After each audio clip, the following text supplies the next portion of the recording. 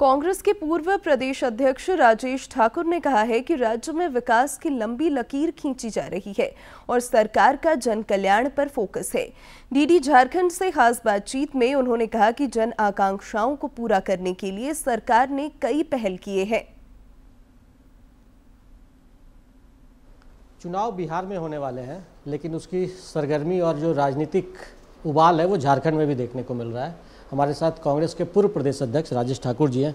किस तरीके से बिहार चुनाव की जो कहते हैं आंच झारखंड में दिख रही है? देखिए, बिहार और झारखंड छोटे बड़े भाई हैं, तो निश्चित रूप से जब वहाँ कोई तपिश बढ़ती है तो यहाँ भी तपिश बढ़ेगी।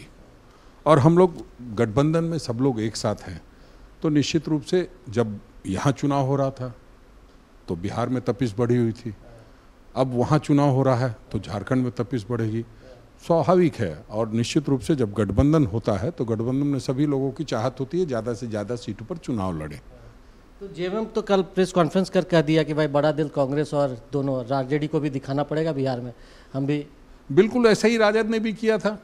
राजद ने भी प्रेस कॉन्फ्रेंस किया था यहाँ आकर के। दबाव की राजनीति, तो ये कोई दबाव की राजनीति नहीं कहेंगे, ये कहेंगे कि जब देखिए जब गठबंधन होता है तो आप एक जो वैवाहिक गठबंधन भी होता है उसमें भी जब तक नहीं हो जाता है तब तक बहुत नोक झोंक चलती रहती है। तो ये तो तमाम दलों का गठबंधन है, तो निश्चित रूप से सबकी अपनी अपनी बात होगी और अपने अपने तरीके से सभी लोग करेंगे, लेकिन गठबंधन पूरी एकजुटता के साथ चुनाव लड़ेगा और हम बिहार में सरकार बनाएंगे। बिहार में सरकार बनाने का दावा कर रहे हैं, चलिए वापसी होगी, उम्मीद करते हैं इनकी। लेकिन एक चीज़, झारखंड में लगातार कांग्रेस अपने संगठन को मजबूत करने में जुटा हुआ है। आपके प्रदेश प्रभारी के राजू जी, आप भी लगातार सब जगह दिख रहे हैं साथ में। तो किस तरीके से क्या आप देना चाह रहे हैं? किस तरीके से जो आपका संगठन एक तरीके से बिखरा हुआ है या उस तरीके से उसकी पहुंच जो होनी चाहिए वो कमजोर पड़ा है, उसको क्या मजबूत कर रहे हैं? नहीं, देखिए, संगठन का जुड़ाव मुद्दों से होना चाहिए। हम जनता के लिए राजनीति करते हैं और जब जनता के लिए राजनीति करते हैं, जनता की मूलभूत बातों को जब हम नहीं प्लेटफॉर्म पे रखेंगे और उनकी बातों को संग्रहित नहीं करेंगे तो फिर राजनीति किस बात की? सत्ता में आ गए इसका मतलब ये नहीं कि जनता से रिश्ता नाता टूट गया। और उस रिश्ते नाते को बनाए रखने के लिए हम लोग लगातार मैदान में रहते हैं और अपनी अपनी बात कहते हैं, अपनी अपनी बात हम लोग सुनते हैं, सबकी बात कह रहे हैं कि भाई ये कहीं लगता है कि रार तो दोनों के बीच नहीं चल रहा है, हूल पद यात्रा आप करने वाले हैं। नहीं, वो पहले से होता है, ये कोई नई बात नहीं है। ये तो मीडिया के साथ ही जब एक्टिव होते हैं तो इस तरह की बातें सामने आने लगती है। मैं समझता हूँ ये कोई बड़ी बात नहीं है। हूल हम लोगों के लिए कितना महत्वपूर्ण है वो सब लोग जानते हैं और सभी पार्टी अपने अपने तरीके से करती है। अब उसको कोई किसी नज़रिए से देखता है, कोई किसी नज़रिए से देखते हैं। हम ये देखते हैं कि हमारे स्वतंत्रता आंदोलन के शहीद लोग हैं, उनके दरवाजे पे जाना चाहिए, उनके गाँव जाना चाहिए और उस निमित्त हम लोग जा रहे हैं। उसके निमित्त जा रहे हैं। एक मुद्दा और भी लगातार अभी झारखंड में बहुत सुर्खियों में है, पेशा कानून वाला।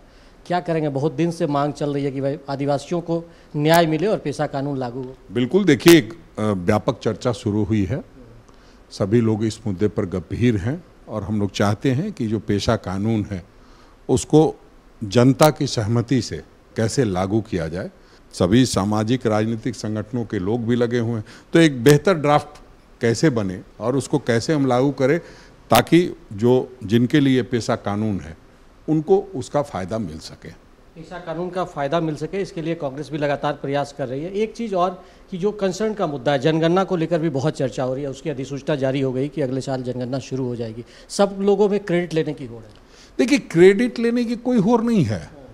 क्रेडिट तो जिसको मिलना था मिल गया। आदरणीय राहुल गांधी जी के दबाव में ये निर्णय लेना पड़ा और आप देखिए कि जातिगत जनगणना का निर्णय प्रधानमंत्री जी ने ले लिया। अब वो क्या कह रहे हैं, जनवरी 27 से शुरू करेंगे। इसका क्या मतलब है? अभी से शुरू कराइए, फिर 2027 से आप कराएंगे, 2029 तक ले जाएंगे। इसका मतलब आप जातीय जनगणना नहीं चाहते हैं। जातीय जनगणना हम लोग इसलिए चाहते हैं कि जो समाज में लोग रहते हैं, किस जाति के लोग किस स्थिति में है, वो आकलन करना चाहते हैं। आखिरी सवाल आपसे ये कि झारखंड में आपकी अगुवाई वाली जो सरकार है, दोनों मिलकर सरकार चला रहे हैं, 6 वर्ष का कार्यकाल, लेकिन जो विकास झारखंड में दिखना चाहिए वो नहीं दिख रहा है। इसके पीछे क्या वजह लगता है? ये तो देखने का नज़रिया है अपना अपना। लोगों को ये नहीं दिखाई दिया कि 16 वर्षों तक इस राज्य को किस तरह से लूटा गया, बर्बाद किया गया। आज सब कुछ दिखाई देने लगा है। जरा सा आप निकलिए तो आप देखेंगे जो बाबा कार्तिक उरांव जी के नाम से फ्लाईओवर बना, उससे आगे फिर एक फ्लाईओवर है, फिर तीसरा फ्लाईओवर का उद्घाटन होने जा रहा है। आदिवासियों के जनजीवन में ऊंचाई आई है, इसको कोई इनकार नहीं कर सकता है। आदिवासी जागरूक हो चुके हैं, वो अपनी बातों को समझते हैं। यहाँ के जो आदिवासी मूलवासी भाई हैं वो समझते हैं कि हमने लड़ के लिया है झारखंड, हम लड़ के लेंगे अपना अधिकार, और उस निमित्त सब लोग अपनी अपनी तरीके से अपना काम किए और आपने नतीजा देखा कि 56 सीटें आई। अब 56 इंच वाले के लिए तो ये बड़ा संदेश है। 56 सीटें आई है और ये बड़ा संदेश है। और जिस तरीके से राजेश ठाकुर जी कह रहे हैं कि झारखंड में भी वो विकास की रफ्तार दिख रही है, नज़रिया सिर्फ लोगों को बदलने की ज़रूरत है। और निश्चित तौर पर चाहे वो पेशा कानून का मुद्दा हो, जातीय जनगणना का मुद्दा हो, इन तमाम मुद्दों पर वो मुखर भी रहे हैं और कह रहे हैं कि इसका फ़ायदा निश्चित तौर पर झारखंड के लोगों को आने वाले दिनों में मिलेगा। अपने सहयोगी विकास के साथ मैं दिवाकर कुमार, दूरदर्शन समाचार, रांची।